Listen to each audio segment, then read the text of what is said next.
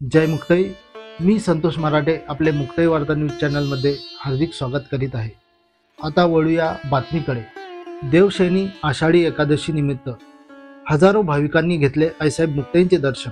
आज दिनांक 17 जुलै 2024 बुधवार रोजी देवशयनी आषाढी एकादशीच्या दिवशी पहाटे आईसाहेब मुक्ताईंची आषाढी एकादशी वारी, महापूजा व आरती करण्यात आली। त्यानंतर भाविकांसाठी आईसाहेब मुक्ताईंचे दर्शन सुरू करण्यात आले। हजारो भाविक आईसाहेबांच्या दर्शनासाठी उभे होते।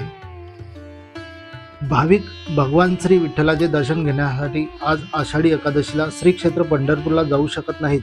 ते आज संतांचे दर्शन म्हणजेच देवाचे दर्शन या भावनेने आज आईसाहेब संत मुक्ताईंचे दर्शन घेतात व आपली वारी पूर्ण करतात। त्यामुळे आज भाविकांच्या गर्दीने आईसाहेब मुक्ताई मंदिर व परिसर दुमदुमला होता।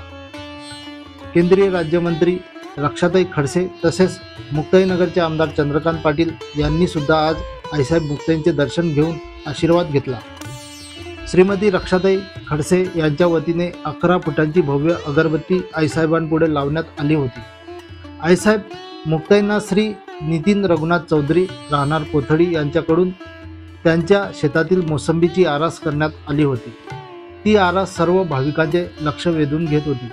आज भाविकांसाठी श्री शरद पाटील बोदवड, श्री राजू पानकर मलकापूर यांच्याकडून फराळाची व्यवस्था करण्यात आली होती। पोलीस प्रशासनानेही सहकार्य करून आपले योगदान दिले।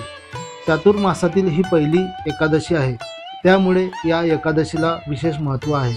आजच्या रोजी लाखाच्या आसपास भाविकांनी आईसाहेब मुक्ताईंच्या दर्शनाचा लाभ घेतला असेल असा अंदाज मंदिर समितीने वर्तवला आहे।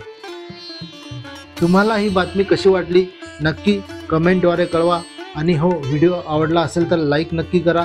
तसेच आपले मुक्ताई वार्ता न्यूज चॅनल यूट्यूबला सबस्क्राईब तर फेसबुक आणि इंस्टाग्रामला फॉलो करायला विसरू नका ही विनंती। धन्यवाद।